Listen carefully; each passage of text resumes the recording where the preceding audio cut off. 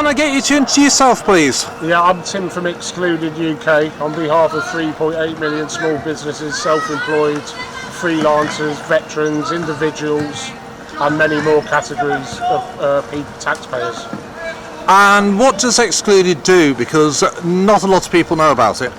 It's the 3.8 million people who are hung out to dry in the pandemic with no meaningful COVID financial support.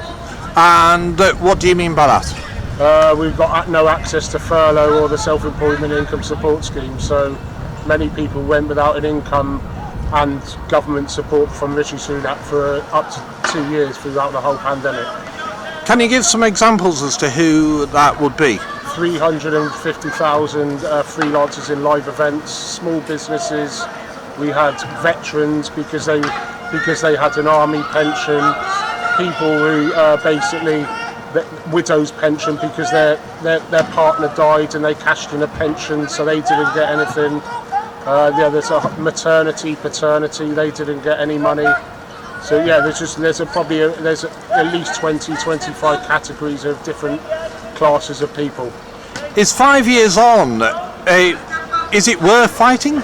Yeah, because we've had what we know about. We've got at least 25,000 members, and we've had 40 plus suicides since the beginning of March 2020. We've had 3 more that we know about since Keir Starmer entered Downing Street. We've had at least what we know about at least 10-15 attempts on life. But luckily we've got a mental health, Jennifer at ExcludedUK, so she's on mental health calls every day.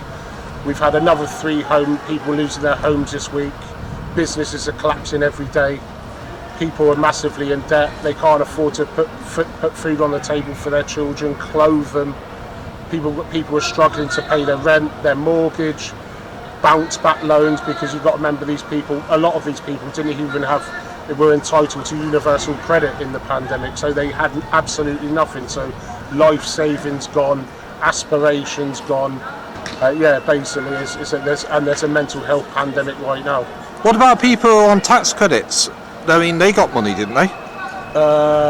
Some and some not. Yeah, basically, yeah. So not all people got tax credits, no. So if they were on tax credits, do you think they should actually get support? I think that they got the tax records of everyone. They know who didn't get any support. So yeah, basically everybody's paid into the system all their life. It's discrimination at the end of the day.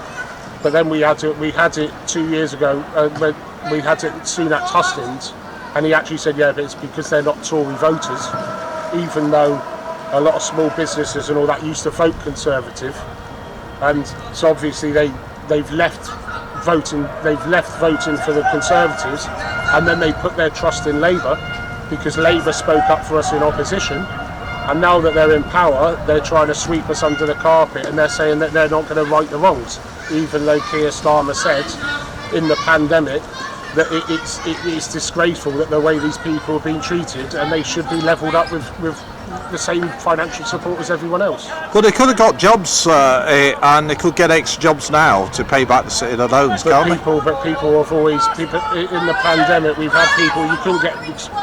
Everybody was trying to find work in the pandemic to just try and survive. So if you've got another 3.8 million people, no one's got any chance. And a lot of small businesses, they could furlough their staff, but if they wanted to furlough themselves, they have to close the business, which just means another business going down the hill, closing. So that's all their staff laid off. So yeah, it's just freelancers massively in debt. Food traders I speak to, even now, massively in debt, trying to pay back bounce back loans and personal debt, subprime debt. And with the cost of living crisis on top and every other factor which has gone on since, we're probably the worst off in society, but we're the least talked about in Parliament or anywhere else by the media. Even I speak to them now and they think, but the economy's reopened, everything's rosy. But it's not. It's literally that's why I think